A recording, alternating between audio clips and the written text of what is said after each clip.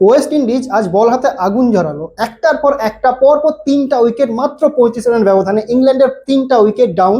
তারপর নামলো Jos Buttler, নেমে কি করবে? কিছুই না। ভাবলাম খুব শান্তভাবে খেলবে, ম্যাচ ধরে খেলবে, ম্যাচকে কন্টিনিউ করবে, কিন্তু না। 6-4, 6-4, কি রে ভাই, তিনটা উইকেট মাত্র 35 রানে পড়ে গেছে, এখনো 6-4, 6-4 করলে হবে? ঠুকে খেলো, ধরে খেলো, শর্ট রান নাও। না, 6-4, 6-4। তারপর তার কি মনে হলো সে হাফ সেঞ্চুরি করবে, হাফ সেঞ্চুরি করলো, খুব ভালো কথা, হাফ সেঞ্চুরি হয়ে গেছে, এবার তো শান্ত হোক। না, সে শান্ত হবে না, সে করবে সেঞ্চুরি, কোনোরকম করে বুঝিয়ে বাজিয়ে 42 বলে 96 রান দিয়ে ঠিক আছে শান্ত করা হলো। তারপর এসছে ডওসন, ডওসনও যায় কোথায় কম, একটা উইকেট, দুটো উইকেট, সিনিয়র মানুষ, ঠিক আছে দুটো উইকেট নিয়ে নিয়েছে একটা ম্যাচে, ওকে কোনো ব্যাপার নয়। 3 নম্বর উইকেট, আর বাস এনাফ, একটা ম্যাচে 3টা উইকেট অনেক যথেষ্ট। আবার করলো কি, আবার একটা উইকেট, এইভাবেই মাত্র 21 রানের ব্যবধানে আজকে ওয়েস্ট ইন্ডিজকে ইংল্যান্ড হারালো। কিন্তু একটা জিনিস এখান থেকে আমরা শিখেছি যে যখন অভিজ্ঞতা বা এক্সপিরিয়েন্স মাঠে লাগবে তখন তরুণদের কোথাও না কোথাও একটু ব্যাকফুট হতে হয়।